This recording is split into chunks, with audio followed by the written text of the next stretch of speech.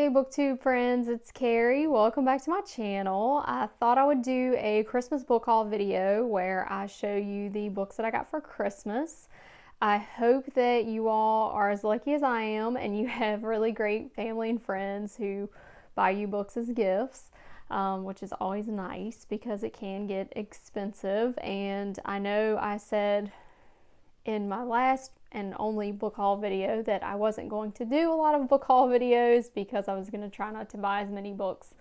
And that is true, but of course, I'm never going to turn down a book as a gift. They are the best gift. And typically when I'm asked to write down what I want for Christmas, that's one of the first things that comes to mind, right? I think that's why we all had to do that book addiction book tag, right? We all have a problem. That's why we're here. But I got some really neat books, so I thought I'd share. The first one that I got is Sisters of War by Lana Korchek. And this one is World War II historical fiction, but I thought it looked pretty neat because it is set in Kiev in Ukraine. So I thought this sounded different because a lot of the World War II historical fiction that I've read is set in France. And so I am looking forward to a change of scenery. We follow two sisters as their city is occupied by German troops, and I think there's a little bit of a love story element, so I'm excited about this one. The next two books I got are to complete my Donna Tartt collection. The first one is Donna Tartt's first book, The Secret History, which is of course the dark academia book, and then the other is The Little Friend, which is another kind of dark murder mystery story set in Mississippi. Neither of these are signed like my copy of The Goldfinch, but I'm going to try to work on that. The next book that I got is The Mammoth Book of Cover-Ups, The 100 Most Disturbing Conspiracies of All Time, The Assassination of John F. Kennedy, 9/11, The Da Vinci Code, Area 51, The Death of Princess Diana, Men in Black, Pearl Harbor, The Illuminati, War on Terror, Protocols of Zion, and many more by John E. Lewis. All you had to say was JFK, right? I mean, come on. This book looks pretty neat because it has a lot of different conspiracies and they're all relatively short articles. This looks like the type of book that you can kind of pick up and, come back to at any point. A lot of well-known conspiracy theories, and then some that I've never heard of before. One that actually involves the Wingdings font in Microsoft Word.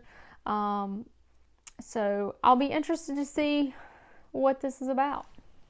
The next book is Shadow Play, The Unsolved Murder of Robert F. Kennedy by William Klaber and Philip Melanson. And one thing that I've noticed since I've started my JFK obsession, I guess you'd call it, is that since I'm so interested in the John F. Kennedy assassination, a lot of people tend to ask me my thoughts on the Robert Kennedy assassination. And I know the basics of what happened there, but I haven't really read a lot about Robert Kennedy's assassination.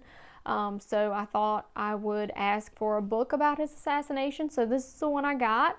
If any of you have read this one, please shoot me a comment, or if you have any recommendations on good books about that topic, I would be interested to know.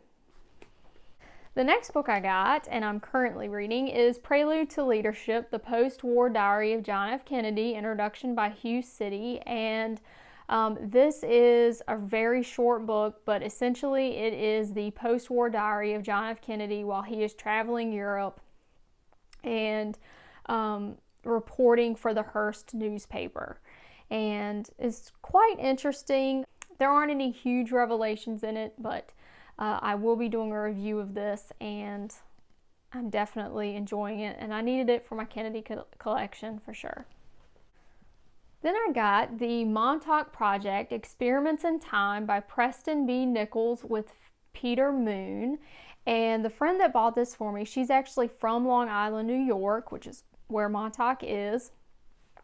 This book obviously is about all of the conspiracies related to government experiments that are supposed to take place. One of the interesting things about this book is that as I flipped through it, I saw something I've never seen in a conspiracy book before, and that was a guide to the reader. This is what it says. Because the data of this book is controversial, we would like to offer some guidelines.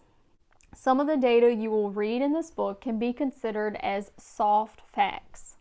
Soft facts are not untrue, they are just not backed up by irrefutable documentation. A hard fact would be documentation or physical evidence that could stand up to scrutiny. By the nature of the subject matter and security considerations, hard facts about the Montauk Project have been very difficult to obtain. There is also an area between soft and hard which can be termed gray facts. These would be very plausible but not as easily provable as a hard fact. I thought that was very interesting. I've never seen a book quite like that, to have a guide to the reader, and it's not a very long book, but I think that this book is actually based on one man's recollection who claims to have been involved in some way with this project, but I'll see when I read it. The next book that I got is Bucky Expletive Dent, and obviously it starred out on the cover, but this is by David Duchovny. I didn't even know who Bucky Dent was until I looked him up. I did know that David Duchovny had written a couple of books. I knew that this one dealt with baseball and obviously the Red Sox. But now I do know, calm down baseball fans, don't leave me an angry comment. Now I know that Bucky Dent is the one that hit the home run in October of '78 that ruined the Red Sox season. This is really a family story, and it's a story about a father and son who are estranged but who come back together because the father gets a terminal diagnosis. And I'm excited to see if David Duchovny is a good writer. I have heard that this was a good book, and I actually was watching the sequel to The Craft that came out here recently, some friends and I, and David Duchovny was in that movie. And I'm a big David Duchovny fan, obviously because of the X-Files.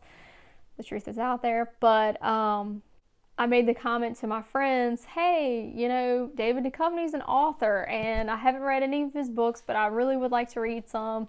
And wouldn't you know, one of those friends hooked me up with this book, so very sweet. The last book that I got so far, I haven't seen all of my family for Christmas yet, but is Case Closed, which is the definitive kind of lone nut argument for Lee Harvey Oswald and the assassination of John F. Kennedy. And this is by Gerald Posner. So I haven't read this yet, and obviously it's one that I needed to add to my collection, so I definitely will be doing a review of this, and I'm interested to read it. Obviously I've heard a lot about it, but I like to read things for myself, so I'm glad I finally have my own copy.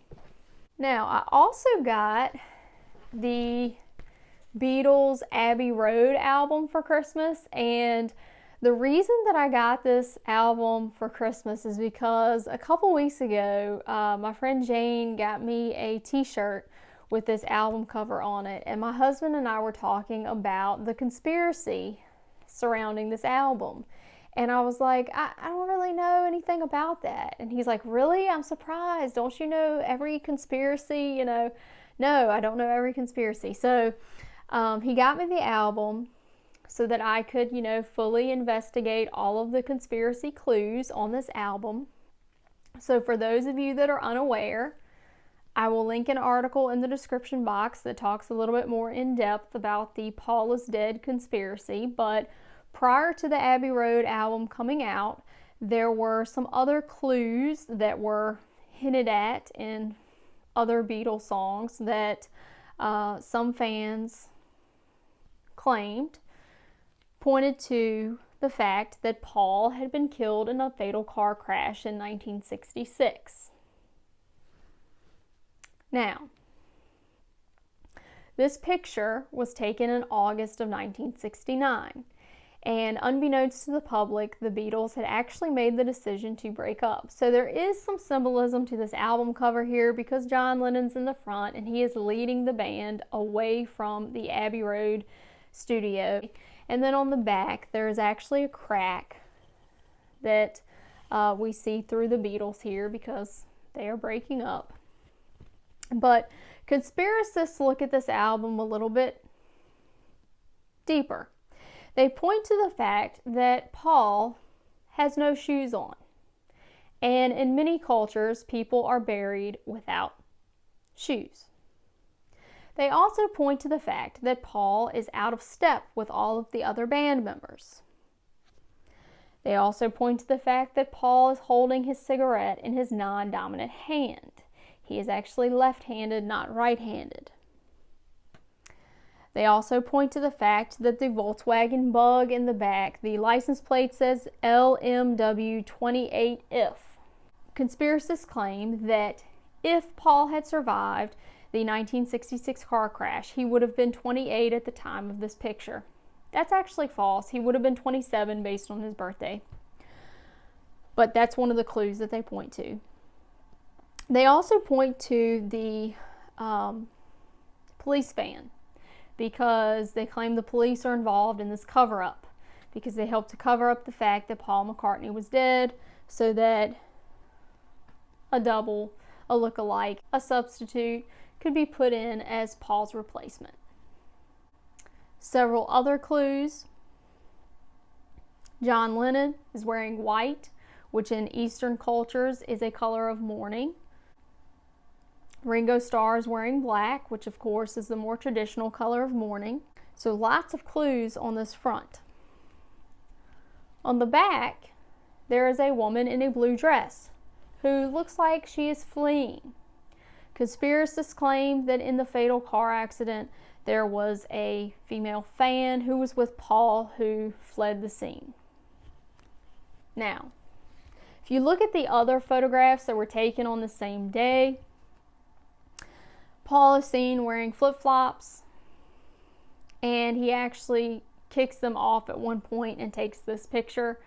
It was a very hot day, and your feet do swell, and that's actually why he wore the sandals or the flip-flops instead of regular shoes, and so he was probably clowning around. As to why he has the cigarette in his non-dominant hand, you know, I can only speculate, but maybe he put it in his non-dominant hand because he wanted the photographer to capture the cigarette in his hand. Maybe he thought that would look cool for the album cover.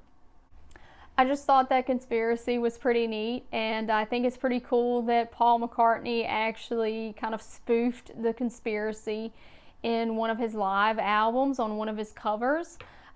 Which is pretty cool and a very iconic picture, and a lot of people try to replicate it when they visit that Abbey Road crosswalk. So pretty interesting. I hope you all got some goodies over the holidays, and I hope you're having a great reading week. If you have read any of the books that I got, please shoot me a comment, or if you have any suggestions, please let me know. Thanks for watching, and I'll see you in the next video.